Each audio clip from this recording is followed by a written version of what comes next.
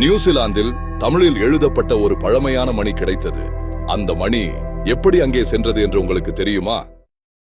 William கொலன்சோ வெண்கலத்தால் செய்யப்பட்ட ஒரு மணியை 1841 வாங்காரை அருகே மாவுரி மக்களிடம் பார்த்தார். மாவுரி மக்கள் அந்த மணியை சமையல் பாத்திரமாக பயன்படுத்தி வந்தனர். இந்த மணியை அருங்காட்சியகத்தில் காட்சிப்படுத்தப்பட்ட போது அதன் தோற்றம் குறித்து பல்வேறு கருத்துகள் எழுந்தன. பிரெட் ஹில்டர் ஸ்டோரி ஆஃப் தமிழ் பெல் கட்டுரைக்காக தமிழ் நிபுணர்களை அணுகினார். அவர்களின் கருத்தின் அடிப்படையில் இந்த மணி சுமார் கிபி 1450 உருவாக்கப்பட்டதாக கணித்தார். மேலும் அவர்கள் யாருக்கும் முழுமையான தகவல் இன்று வரை தெரியவில்லை. ஆனால் இந்த மணி எவ்வாறு வந்தது என்பது இனிமேல் மர்மமாக இருக்காது. கிபி 1777 கீழக்கரையில் வள்ளல் சீதகாதியின் வழித்தோன்றலாக பிறந்தார் ஹபீப் மரைக்காயர். அந்நாளில் அவர்களின் குடும்பத்தினருக்கு சுமார் 40 வர்த்தக கப்பல்கள் இருந்தன.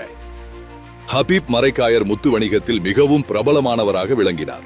பிரிட்டிஷ் அரசாங்கத்தின் அவசர தேவைக்கு 9 கப்பல்களை கடனாக கொடுத்து உதவியதற்காக ஹபீப் மரைக்காயருக்கு ஸ்டார் ஆஃப் இந்தியா பதக்கத்தை கொடுத்தார் விக்டோரியா மகாராணி. இலங்கை, மலேசியா, பர்மா மற்றும் ஜாவா போன்ற நாடுகளின் துறைமுகங்களில் இவரின் கப்பல்கள் தங்கியிருப்பதற்கு சொந்தமாக இடங்கள் இருந்தது.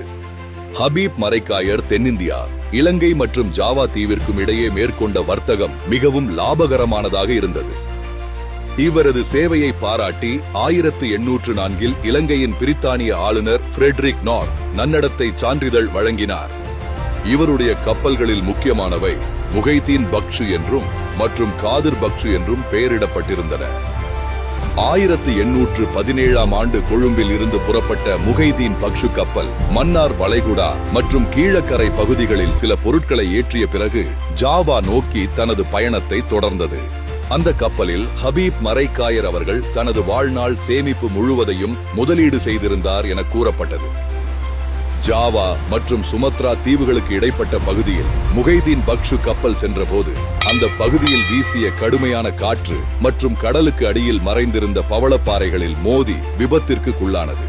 அந்நாளில் வெளிநாட்டுடன் தகவல் தொடர்பு இல்லாததால் முகைதீன் பக்ஷு கப்பலுக்கு என்ன நேர்ந்தது என அறிய முடியாமல் போனது.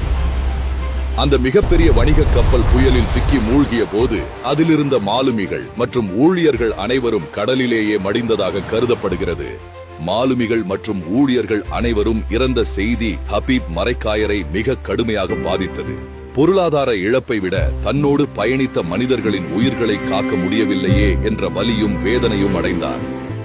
2ஆம் சீதகாதி வள்ளல் மற்றும் ஹபீப் அரசர் என்று போற்றப்பட்ட ஹபீப் மரைக்காயர் அவர்கள் இந்த விபத்து நடந்த அதே ஆண்டில் தனது 41வது வயதில் காலமானார்.